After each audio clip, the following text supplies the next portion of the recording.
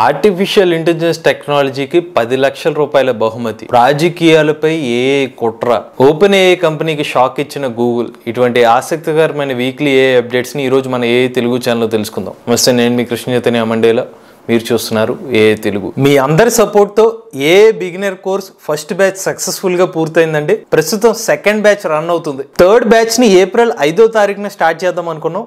అయితే స్టూడెంట్స్ కి ఎగ్జామ్స్ ఉండడం వల్ల వాళ్ళ రిక్వెస్ట్ మేరకు థర్డ్ బ్యాచ్ ని ఏప్రిల్ 25వ తారీఖు పోస్ట్ పోన్ చేసాము. ఏప్రిల్ 25వ తారీఖు నుండి అయితే మనకి థర్డ్ బ్యాచ్ అనేది స్టార్ట్ అవుతుంది. ఈ కోర్సు డ్యూరేషన్ 45 రోజులు. అలానే మే 5వ తారీఖున ఫోర్త్ బ్యాచ్ స్టార్ట్ అవుతుంది. ఇది స్టూడెంట్స్ స్పెషల్ కోర్స్.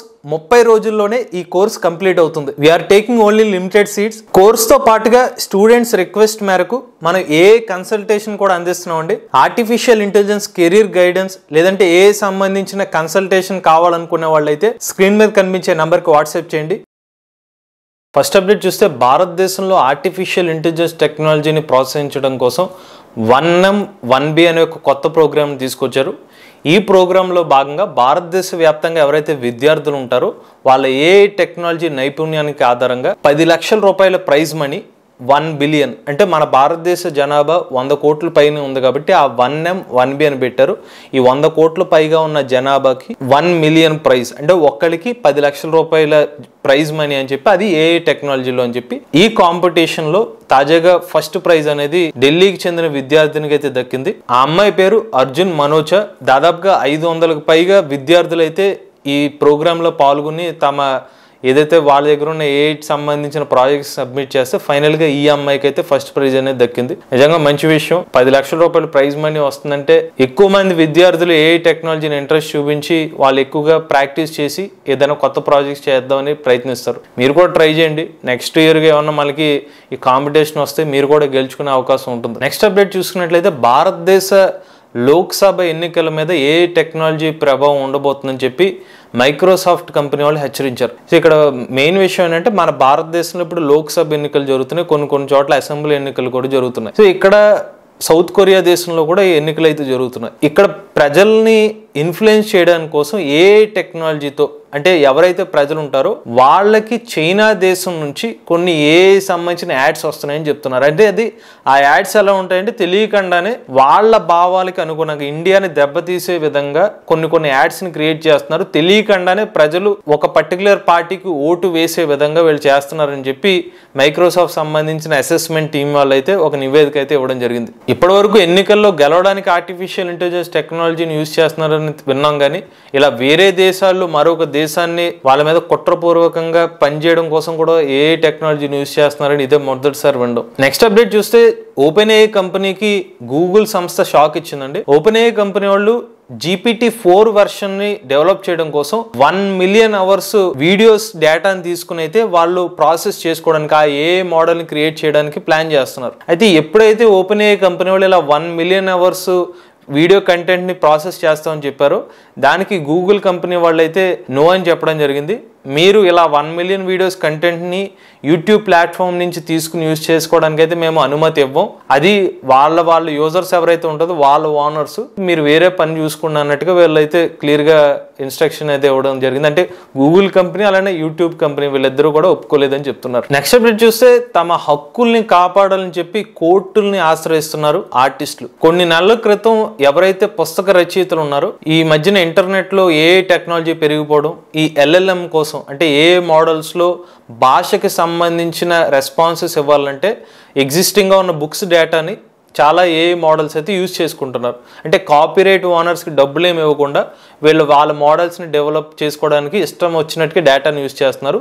దాంతో పుస్తక రచయితలు ఇప్పటికే కోర్టులో కేసు పెట్టడం జరిగింది. ఇలాగ తెలియకుండా వేరే కంపెనీలు మా పుస్తకాలకు సంబంధించిన డేటాను సేకరిస్తున్నారండి. ఇప్పుడు తాజాగా మ్యూజిషియన్స్ కూడా ఇదే బాట పట్టడం జరిగింది. తమ మ్యూజిక్ ఏదైతే వాళ్ళ యొక్క ఓన్గా క్రియేట్ చేసిన మ్యూజిక్స్ ఉంటాయో దాన్ని యూజ్ చేసుకుని కొత్త మోడల్స్ క్రియేట్ చేస్తున్నారు. అంటే మ్యూజిక్ని ఏఐతో జనరేట్ చేస్తున్నారు. దానికి బేస్ ఏదైతే ఉందో అది మా ఒరిజినల్ మ్యూజిక్కే, దాని మీద చర్యలు తీసుకోవాలని చెప్పి అయితే వీళ్ళు కోర్టుని ఆశ్రయించడం జరుగుతుంది. తాజాగా జోనస్ బ్రదర్స్ అయితే కొన్ని ఏఐ కంపెనీస్ని ఉద్దేశించి అయితే ఇలాగ కోర్టుని ఆశ్రయించినట్టుగా మనకు తెలుస్తుంది. నెక్స్ట్ అప్డేట్ చూస్తే ఓపెన్ ఏఐ కంపెనీ ఒక శుభవార్త చెప్పింది తమ యూజర్లకి. ఇప్పటి వరకు మనం ఓపెన్ ఏఐ సంబంధించిన చాట్ జీపీటీని యూజ్ చేయాలంటే ఖచ్చితంగా జీమెయిల్ ఐడి అకౌంట్ కానీ లేకపోతే ఈమెయిల్ ద్వారా లాగిన్ అవుతేనే చాట్ జీపీటీని మనం యూజ్ చేసుకోగలుగుతాం. కానీ ఇప్పుడు ఓపెన్ ఏఐ కంపెనీ వాళ్ళు తమ చాట్ జీపీటీని ఎటువంటి అకౌంట్ డీటెయిల్స్ లేకుండానే యాక్సెస్ ఇవ్వడం జరిగింది. ఇక మీదట ఎవరైనా సరే చాట్ జీపీటీని తమ జీమెయిల్ అకౌంట్లో లాగిన్ అవసరం లేకుండా డైరెక్ట్గా వాళ్ళ వెబ్సైట్ ఓపెన్ చేసి యాక్సెస్ చేసుకోవచ్చు. కాకపోతే మీరు ఇలాగ డైరెక్ట్గా యాక్సెస్ చేసుకోవడం వల్ల ఒక డిసడ్వాంటేజ్ ఏంటంటే మీరు అడిగిన క్వశ్చన్స్ ఏదైతే ఉంటాయో అది సేవ్ అవ్వదు, హిస్టరీ అనేది కనిపించదు. మళ్ళీ కొత్తగా ఓపెన్ చేస్తే ఫ్రెష్గానే కనిపిస్తుంది. నెక్స్ట్ అప్డేట్ చూస్తే తాజాగా యాపిల్ కంపెనీ వాళ్ళు రియల్ ఎం అనే ఒక ఏఐ మోడల్ని క్రియేట్ చేయడం తెలిసిందే. సో ఈ రియల్ ఎం అనే మోడల్ని యాపిల్ కంపెనీ వాళ్ళు సిరి సంబంధించిన వాయిస్ అసిస్టెంట్లు ఉపయోగించిపోతున్నారు. రియల్ ఎం అనేది టెక్స్ట్ సంబంధించిన అలానే వాయిస్ సంబంధించిన డేటా మీద ట్రైనింగ్ కాబడింది. అంటే మోర్ ఓవర్ మరింత కొత్త పదాలను యూజ్ చేసిన ఈ రియల్ ఎం ఏఐ మోడల్ని యూజ్ చేసి బాగా యాక్యురేట్గా సిరి ఏఐ టూల్ వర్క్ అయ్యే అవకాశం ఉంటుంది. అయితే వీళ్ళ కొత్తగా ఏం చేస్తున్నారంటే సాధారణంగా ఏఐ మోడల్స్ వర్క్ అవ్వాలంటే క్లౌడ్ బేస్డ్గా వర్క్ అవుతాయి. ఈ ప్రాసెసర్లు కానీ లేకపోతే ఇతర ప్రాసెసింగ్ డేటా అంతా కూడా క్లౌడ్ ద్వారా జరుగుతుంది.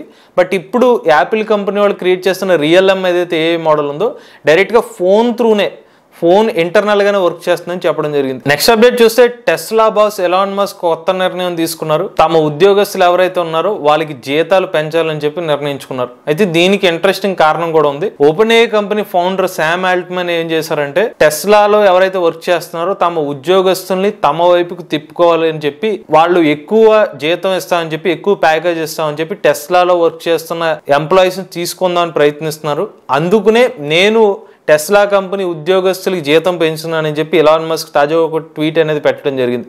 ఇదివరకు కూడా ఇలాగే కొన్ని జరిగినాయి. ఓపెన్ ఏఐ కంపెనీకి వాళ్ళు ఏదైతే చాట్ జీపీటీని క్రియేట్ చేశారో దానికి కాంపిటేటివ్గా గ్రాక్ ఏఐని తీసుకురావడం, ఇటువంటి చిన్న కోల్డ్ వార్ అయితే ప్రజెంట్ అయితే నడుస్తుంది. నెక్స్ట్ అప్డేట్ చూసుకున్నట్లయితే తాజాగా జరిగిన జీపీయూ టెక్నాలజీ కాన్ఫరెన్స్లో ఎన్విడియా కంపెనీ వాళ్ళు గ్రూట్ అనే ఒక కొత్త జీపీయూ గురించి అయితే వీళ్ళు ఇన్ఫర్మేషన్ అయితే ఇవ్వడం జరిగింది. ఈ గ్రూట్ అనే ఏ మోడల్ ఒక ఉపయోగం ఏంటంటే ఈ మోడల్ హ్యూమనాయిడ్ రోబోట్స్లో ఉపయోగించడం ద్వారా రాబోయే రోజుల్లో హ్యూమనాయిడ్ రోబోట్స్ని తయారు చేయడం ఈజీ అవుతుందని చెప్తున్నారు. అంటే ఫాస్ట్గా ఒక కొత్త హ్యూమనాయిడ్ రోబోట్ని అయితే క్రియేట్ చేయవచ్చు, ఆపరేషన్ చేయవచ్చు.